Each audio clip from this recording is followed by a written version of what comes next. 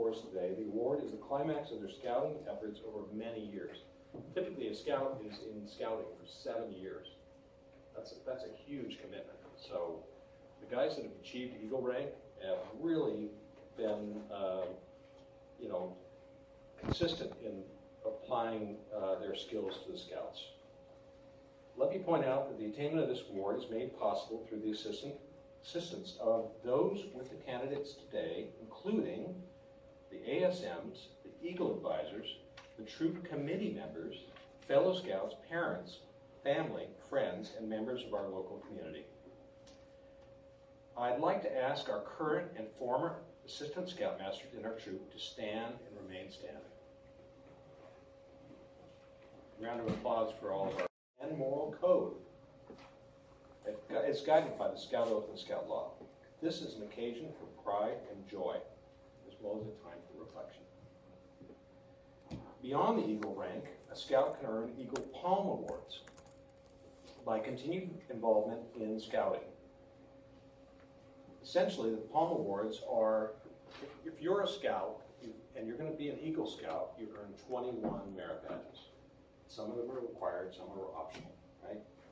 If you go beyond 21, let's say you go to 26, or you go to 31, and on, you can earn palms. The palms are by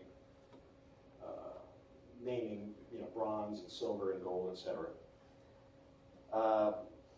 The current rules don't require you to earn them after you're an Eagle Scout. You can actually earn them beforehand, and you can continue to earn them afterhand. So it's a great result for Scouts to earn palms, because it shows they didn't just do the minimum number of merit badges, they went beyond. Okay? So I would like to introduce our first Eagle Scout, which is Justin Jang. Would you please come up here, please?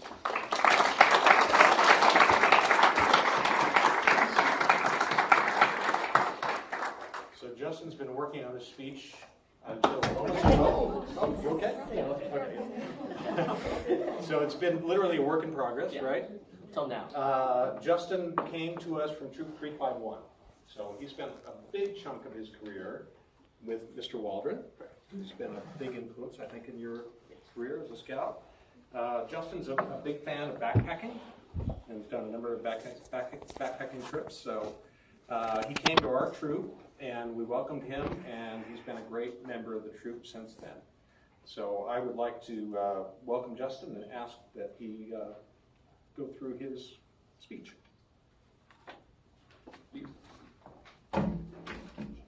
First of all, I'd like to thank all of you for taking your time out of your day to come to the Court of Honor. It is an honor for me to receive my Eagle Award after nearly 12 years of scouting. For my Eagle project, I was able to give back to my community by creating a drip irrigation system and planting drought-tolerant flowers and bushes in Lacey Park. As I grew up playing in Lacey Park and attend scout meetings in the nearby San Ramiro Scout House, Lacey Park is an important place for me. The project helped reduce the environmental impact of the park by reducing its water usage and adding a home for squirrels and birds. Additionally, through a diverse group of volunteers, I was able to bring together Boy Scouts with the local high school community to discuss ways to improve the local environment.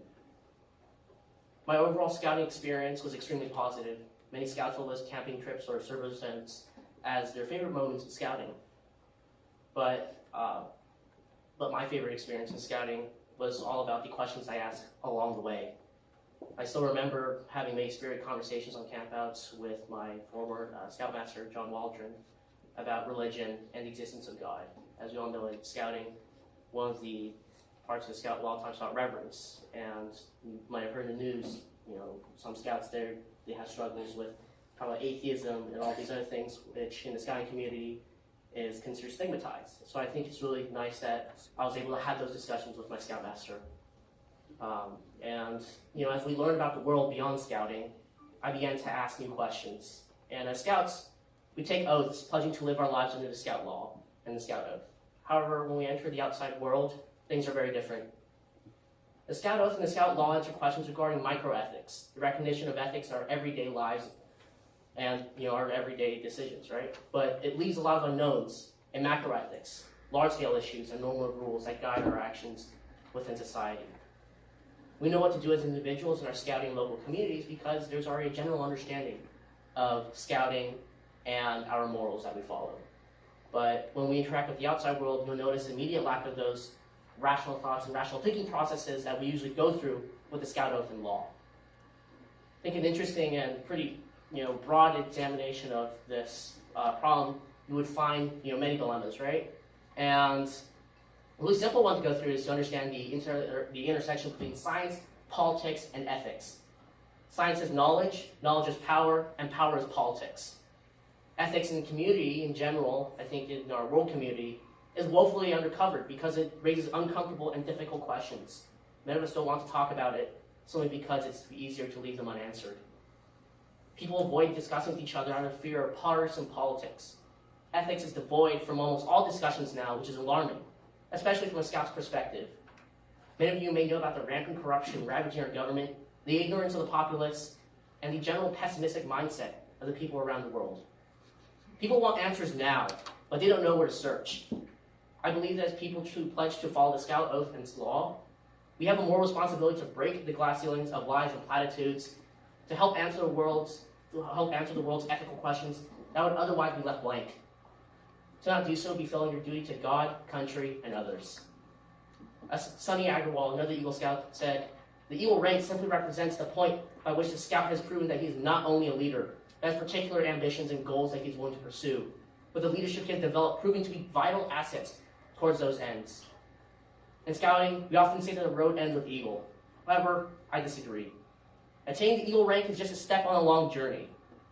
Scouting has equipped me with skills, experiences, and friendships that I need, and look forward to applying these in the challenges to come and carry forth the ideals of scouting into my everyday life.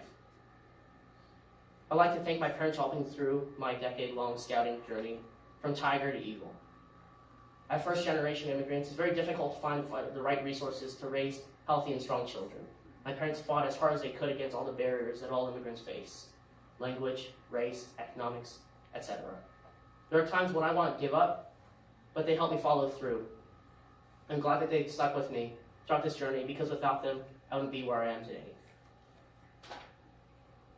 I'd like to thank Scoutmaster John Waldron of Troop 351 and all my friends there. I've known them all since I was a Tiger Cub, and I would appreciate all the love and support. Mr. Waldron, thanks for guiding me from Scout all the way to life and teaching me all the skills I need to be a successful Scout. Most of all, thank you for helping me understand what morality is. I began my scouting journey as a nihilist. I didn't really have any ideas of what morality went to a Catholic school, and I didn't really agree with a lot of the morals there. So then I just came into this really reductive thought that, maybe morality doesn't exist. But after I started to engage with the scouting community more, I started to understand what it means to be a good Scout, even if you don't have to be, even if you're not associated with any sort of religion. I'd also like to thank Scoutmaster Erickson, my Eagle advisor Tony Sy, and all my friends at 359. Thank you for welcoming me into your community, even though I would only be here for a very brief amount of time. Thank you for helping me with my Eagle project and helping me attain the final rank in Boy Scouts. At this time, I'd like to present mentor pins. First one to Scoutmaster Erickson. Cool. Yep. I won't trip this time.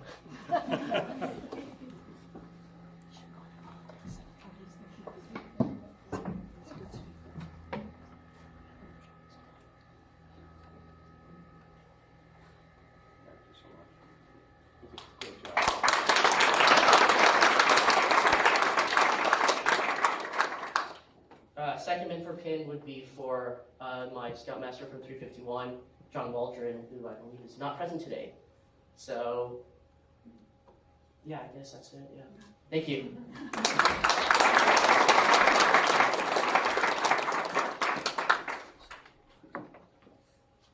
Thank you, Justin. It's been a pleasure to have you part of our group, even though not the whole time, unfortunately. That's great. I mean, it's fantastic when Scouts stay in scouting, whether it's our troop or another troop. That's the point, staying in scouting. You get so much out of it, right? All right. So, as it turns out, we're lucky to have another Eagle Scout to talk about. And I would say this next Eagle Scout has left his mark on our troop. The next Eagle Scout would be Harry Olivar, and I would like to welcome him to the stage.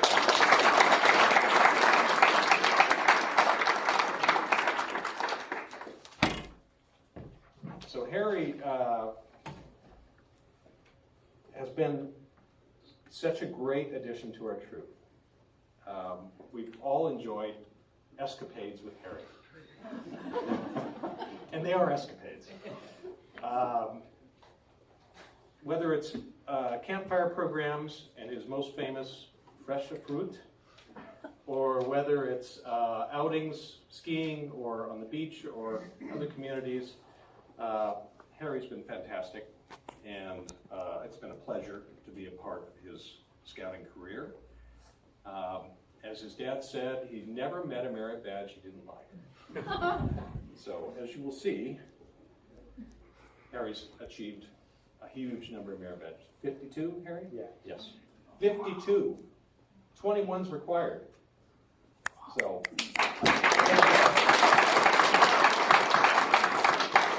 now I will turn over this podium to Harry, who will talk about his Eagle career.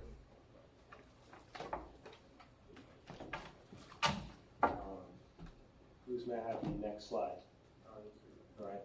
So I started scouting when I was a Tiger Cub, and I've been scouting for around 11 years. As you can see, my family is a scouting family. Those are my brothers, Jordan and David, and that is my father. All of them are Eagle Scouts. I started as a Tiger Cub, like I said, and all of those 11 years I spent with Troy Shu. You can see him in the left corner of the screen, getting out of the fire truck. Thank you. All right, I did my Eagle project at the Japanese Garden. It was a 350-year-old house being moved, and our job was to clear the site so it would be ready for the house to be sent from Japan. All right, so the first part of the project was instruction. I instructed people on what to do. We had to use loppers, which were designed to cut the bamboo. That was Mr. Goyette, who was